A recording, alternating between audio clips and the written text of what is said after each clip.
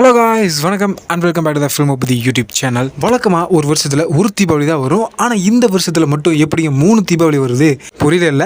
அதுங்க வழக்கமாக October November மாதத்தில் வர தீபாவளி ஒன்று, அடுத்த மாதம் பிப்ரவரி 6ஆம் தேதியில் வர தீபாவளி ஒன்று, ஏப்ரல் 10ஆம் தேதியில் வர தீபாவளி ஒன்று, ஆக மொத்தம் 3 தீபாவளிங்க இந்த வருஷத்தில் நம்ம ஏகே ஃபேன்ஸுக்கு. போக்கிரி படத்தில் நம்ம விஜய் அவர்கள் சொல்கிற மாதிரி இந்த வருஷம் நம்ம ஏகே ஃபேன்ஸுக்கு சூப்பர் கலெக்ஷன்மா அப்படின்னு தான் சொல்லணும். ஏன்னா அந்த அளவுக்கு 2 தரமான படங்களாக இந்த வருஷத்தில் நம்ம ஏகே ரிலீஸ் பண்ண போகிறாரு.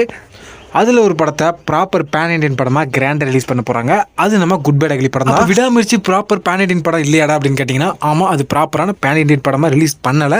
லைக்காக காசுப்பட்டு அந்த படத்தை 4 வீக்ஸ் பேனில் ஓடிடியில் சேல் பண்ணதுனால நார்த் இந்தியாவில் இருக்க நிறைய மல்டிப்ளெக்ஸ் தியேட்டர் கிடைக்காத ஒரு சுச்சுவேஷன் வந்திருக்கு விடாமுயற்சி படத்துக்கு. பட் புஷ்பா படத்தை ப்ரொடியூஸ் பண்ண மைத்ரி மூவி மேக்கர்ஸ் தான் நம்ம குட் பை அக்லி படத்தையும் ப்ரொடியூஸ் பண்ணியிருக்காங்க.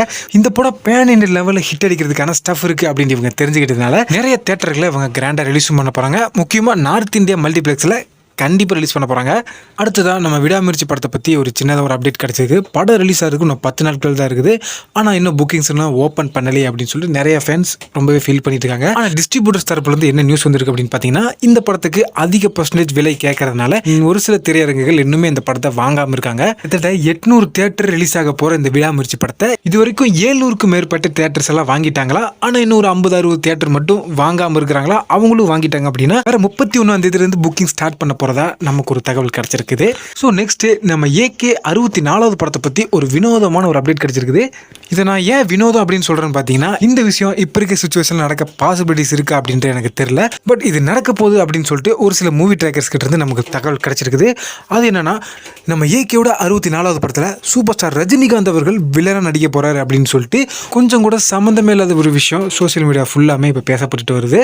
அதுவும் வெங்கட் பிரபு அவரோட டைரக்ஷனில் அடுத்த வருஷம் தீபாவளிக்கு இந்த படம் வரப்போகுது அப்படின்ற மாதிரியும் பேசிட்டு இருக்காங்க. இது எந்த அளவுக்கு சாத்தியம் அப்படின்னு தெரியல. பட் நடந்தால் சூப்பராகவும் இருக்கும். இந்த கைஸ், சின்ன ஒரு மேட்டர் சொல்கிறேன், கொஞ்சம் கொஞ்சம் கேட்டுங்க.